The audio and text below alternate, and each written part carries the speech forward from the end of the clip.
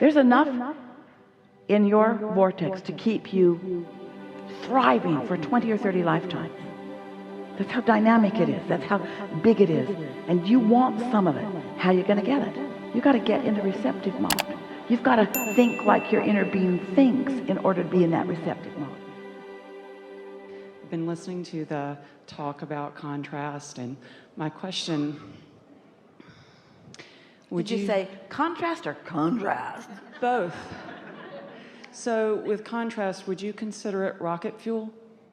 Not at first. You can play it two ways. You can have a little contrast and know what you want and move toward it. And then have a little contrast and know what you want and move toward it.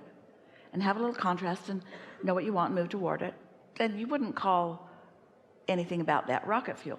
Or you could have a little contrast, know what you want, but talk about where you are.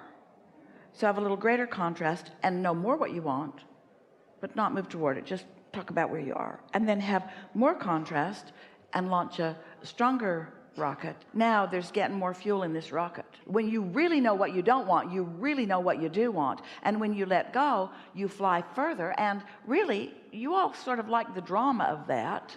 That's why it's like you hold yourself apart from it, because somehow you prefer the feeling of relief to all other emotions. And we say, hear us, this is the equivalent to that. When you stop hitting yourself over the head with a hammer, it feels good. It's a big relief when the hammering stops. But really? Right. That makes total sense, because last year I would say it was like Mr. Toad's Wild Ride with the contrast. Yeah. And I think I spread myself here, there, trying to fix everything, trying to, settle this, settle that. And well, that's all right. Because out of that comes clarity about what you want. You want different things at different times, and none of it is wrong. But what happens, have you noticed that once you come to a place where you feel pretty good, you wonder how you ever stood it before you got there? And we say, don't spend too much time reflecting on how far you've come, or you set yourself up for more unneeded contrast. Instead, revel in where you are. The best emotional and therefore vibrational attitude is satisfied with what is and eager for more. That's just the perfect understanding of how the universe works. If I feel satisfaction, and where did we remind you that satisfaction comes from? Only one thing: moving, at least pointing in the direction of your desires. So satisfied with where I am because I'm looking forward, and eager for what experiences that's going to bring, what I'm going to get to witness. Yeah. And I think at the end of that particular contrast, it was like a light bulb went off, like, oh, I get to decide, like I don't have to be doing what I'm doing. So once that clarity dropped in, I then turned toward what I wanted. And at the basis of everything that we've been talking about, especially this morning, is an understanding that you are not the rocket fuel. You are not the fuel at all. The law of attraction and the universal forces, that's the fuel. Humans are used to equating the amount of effort that they offer to the amount of results that they get. And it is backwards, because effort is indication of resistance that you believe is there, that you're trying to overcome with your action. Most people offer all of their action in response to the resistance that they've stirred up with their thoughts. So they have sloppy thinking and create a lot of resistance, and then work hard with action to compensate for the resistance. And that's why the more you're able to meditate and chill and appreciate and bask and be nice to yourself, not only with your behavior but with your thoughts, then the more you allow yourself to receive the leverage, and we mean leverage, of the power of the universe. One who is in sync with their inner being and source energy is more powerful than millions who are not. There's just no comparison. But how are you going to know that till you know it? How are you going to want ease until you've been overwhelmed? How are you going to know that? You can't focus yourself into the ease and flow of source energy until you've deprived yourself from it enough to realize that you have felt better and you don't right now, and maybe something different is required from you in order to feel better. But you got to admit how interesting this is. Oh, this is so interesting. Contemplate this just for a moment. So you were born from source energy, and you are an extension of source energy, which means you were born from pure love and you are pure love. Just rest with that for a moment. And then you were exposed to contrast, which you did on purpose, and you watched others who got here before you did and forgot their extension, and then you felt negative emotion, and then you felt positive emotion, and then you felt negative emotion, and then you felt positive emotion. So the thing that is of such great interest to us is how any of you could ever give up the desire for feeling good, and how you would be willing to replace feeling good with the alternative. The departure from your own guidance system is really what all of our conversations are about, and the return to your guidance system and the return to your deliberate living of life experience.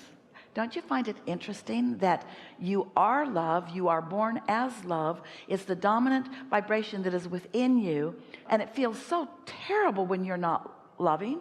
It feels so terrible to be in a moment of criticizing. That just feels awful. You know that it does, and yet you acclimate to that feeling, and in the acclimation to that feeling, then you try to control the circumstances rather than just returning to the love. The point that we want to make, that we really want you to be in a vibrational place of hearing, is that you can return to the feeling of love easily, but you will never be able to control enough circumstances to stop your feeling of opposite of that. To try to control the circumstances so that you'll feel better gets you nowhere. It's so much easier. We've talked about how you've lived enough life to know what you want and what you don't want, and you're very clear about what you want. And so instead of making a proclamation to yourself and to your non-physical counterpart and guiding yourself by paying attention to the way you feel, instead you decide to do it more like other humans do it, and you put out a proclamation. And these days with social media, you can get it out there. So you send out a proclamation to everybody on the planet that says, this is a picture of me, and there's a possibility you might meet me someday, and when you do, these are the things I need from you. Please print this off and keep this picture in your pocket, and every person meet, say, is it him, is it her, is it him, is it her? It's a lot to ask of the world, but it's sort of what you're doing. And now here's my list of things that I need. Please modify your behavior to please me, because I was born to be happy. Or you can just not try to control any of them, and you can tune yourself to the frequency of your inner being, who is standing in the vibrational reality that you've created, and you can stand with all things wanted raining down around you. Now, why would you not choose that? We're asking a serious question. Why would you not choose that? Well, the answer is often, what would others think? And we say, are you kidding? Those that you needed to control that you can't control, now you're still worried about what they think? You got to give that up. You got to give up trying to cater to the multitudes that have such a variety of trying to control you and need to control you, so that they, in their ignorance of who they really are, can feel a little better. We made you feel a little silly about trying to do that, and yet most of the world around you, that's really the game they're playing. They're joining together in groups, and they're putting out their memos about how they want to behave, and they want the world to conform to them. That's never going to happen, because you keep being born as new babes of energy with no intention of conforming. You're not born as regurgitators or conformers. You're born as creators. You're born to appreciate the variety from which you choose, that lines you up, a very clear picture of what you want. And then you intended to use your guidance system to know whether you're leaning in that direction, and you can feel by your satisfaction whether you are, or your dissatisfaction whether you're not. It is not complicated unless you try to include all of the other humans on the planet and convince them of the same. If you just do the work that is your work to do, you can accomplish it today while we are all here together, and you can live happily ever after. But if you are concerned about how others are going to view you as you are living happily ever after, because there are plenty of humans out there who are suffering so much that if you're not suffering, they don't like you. You need to suffer. Otherwise, we cannot be friends. You're either with me or you're against me. And if you don't suffer with me, then you don't care about me. And Jesus said, turn the other cheek. Do not focus in the direction of the suffering. Turn in the direction of the well-being. It reminds me of recently I was in Cancun and we were with dolphins and we were told to swim out, and 2 dolphins would come behind us and carry us forward. Well, you know, a lot of people went out and real stiff, and I went out there, and all of a sudden they appeared and whooshed me forward, and then they released. And what I had to do is just relax into being support, absolutely, and just relax. And it was support that I wouldn't have had otherwise. It was really quite beautiful. The dolphin understands what looking forward is about, and what moving you in the direction of what you want is about, and about what the basis of where you are is about, and the stability of what is about. Not one of them swam around and said, it's not going to work out with this one. Every dolphin trusted every human, because every dolphin knew mostly about the process. Yeah. It was beautiful. So now I'm looking at contrast and moving toward what I desire and enjoying the journey, truly. I'm enjoying this part of it where this piece gets put in, this piece gets put in, and like you're saying. So let's talk briefly about that, because this is a big piece in all of this. If you have decided that you are a creator and you've decided to be deliberate about it rather than creating by default, rather than just reacting to life, you've decided to get out ahead of it, to prepave and to intend and to appreciate and to daydream, and you've decided to be a creator.